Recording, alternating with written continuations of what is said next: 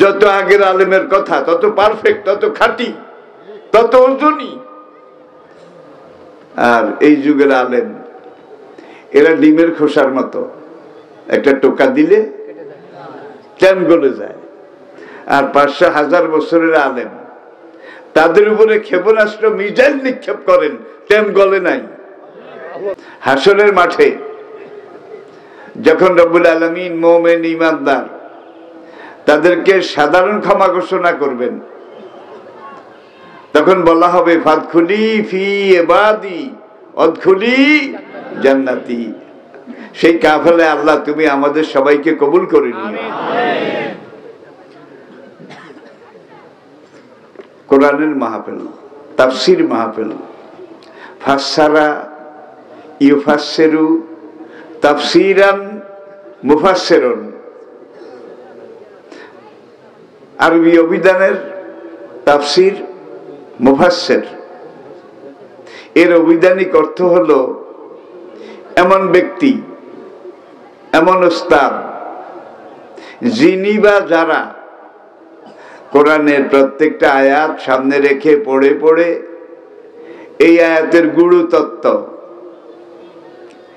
এই আয়াতের আহ্বান, এই আয়াতের মেসেজ, এই আয়াতের বর্তমান বিশ্ব, বর্তমান প্রেক্ষাপট, এই সময়ে এর প্রয়োজনীয়তা সবিস্তারে যারা বর্ণনা করেন মুফাসসির।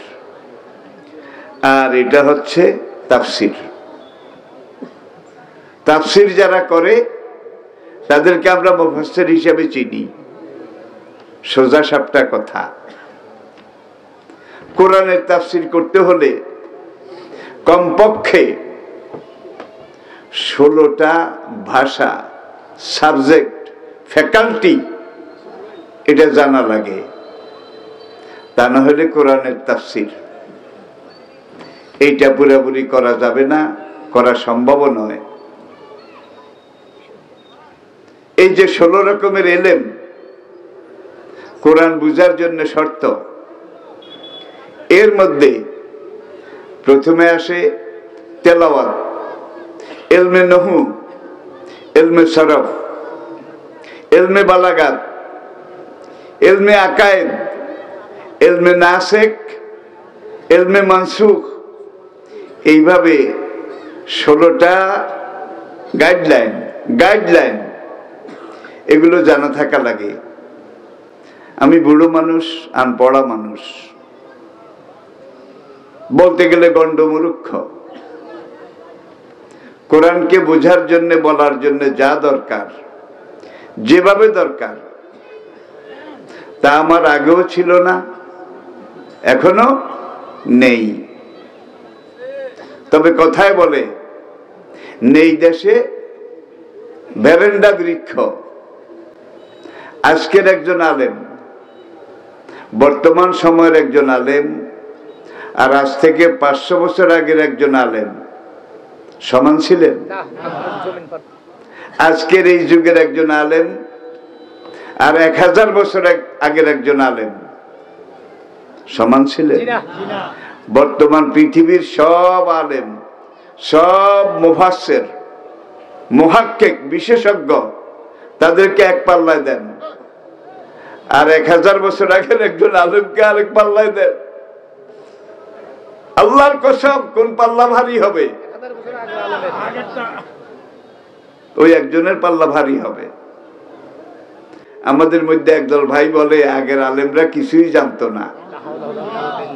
তিরমিজি শরীফের হাদিস, কিয়ামতের আলামত, ও লায়না আওয়াখিরা হাযিহিল উম্মতি আউয়ালুহা, কিয়ামতের আগে অনেক ঘটনা ঘটবে, তার মধ্যে একটা হবে পরবর্তীরা আগের আলেমদের সমালোচনা করবে। এইটা কোন কোন জায়গায় আসে না? নাই? আছে, আছে। আগের আলেমরা সব ভুল করে গেছে।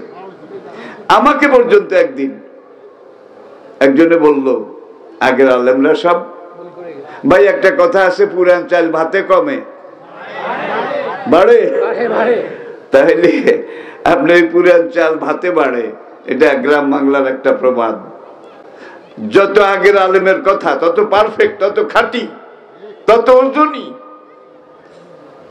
আর এই যুগের আলেম এরা ডিমের খোসার মতো, একটা টোকা দিলে ট্যাম গলে যায়। আর 500,000 বছরের আলেম তাদের উপরে ক্ষেপণাস্ত্র মিসাইল নিক্ষেপ করেন, ট্যাম গলে নাই। আমি ওই লোকটাকে বললাম, আগের আলেমরা কি সব ভুল করেছে? কহ সব ভুল করেছে। তখন আমি বুঝলাম এই লোকটা তো জাহেল দি গ্রেট, জাহেল দি গ্রেট।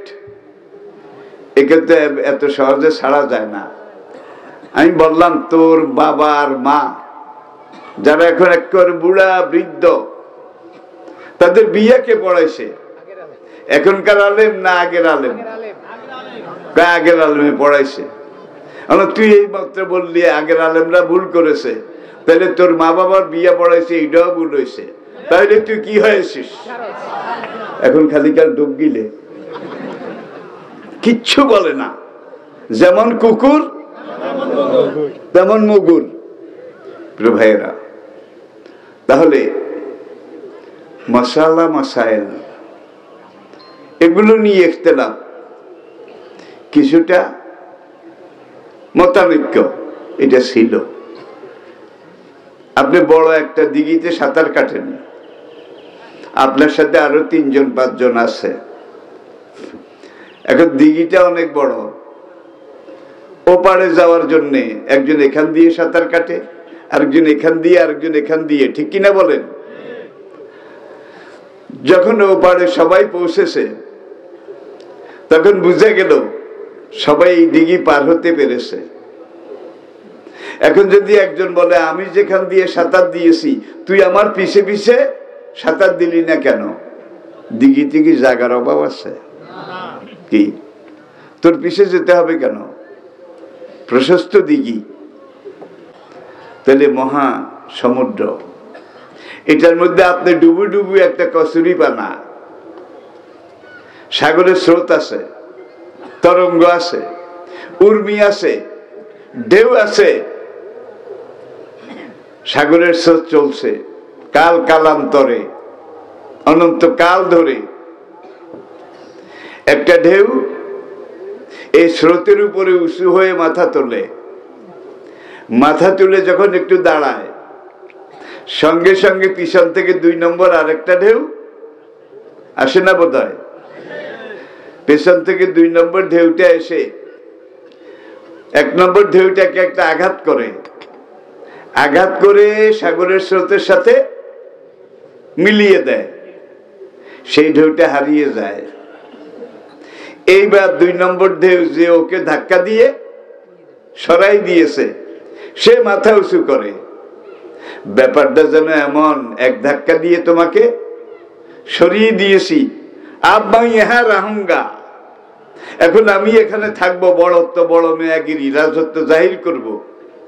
কিন্তু সে ভুলে গেছে তার পিছনে কিন্তু 3 নম্বর আসতেছে, 3 নম্বর ঢেউ আসতেছে, ঠিক কিনা বলেন?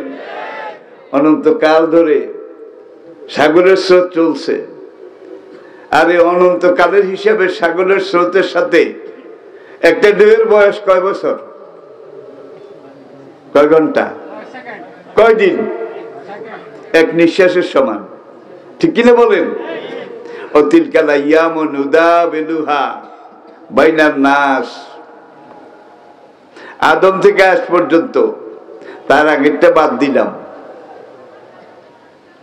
আদম থেকে আজ পর্যন্ত এই অনন্ত বিশ্ব চরাচরে অতিলকাল আইয়ামু নুদাবিলুহা বাইনান নাস, কালের স্রোত, কালের গতি, এটি এগিয়ে চলছে। আপনি, আমি, আমরা সেই মহাকালের স্রোতের উপরে একটা ঢেউ, একটা ঢেউ, এই আসি এই নাই। আর মহাকালের এই হিসাবের প্রেক্ষাপটে আপনার 60 বছরের হায়াত, আল্লাহর কসম, একটা ঢেউয়ের সমানও না।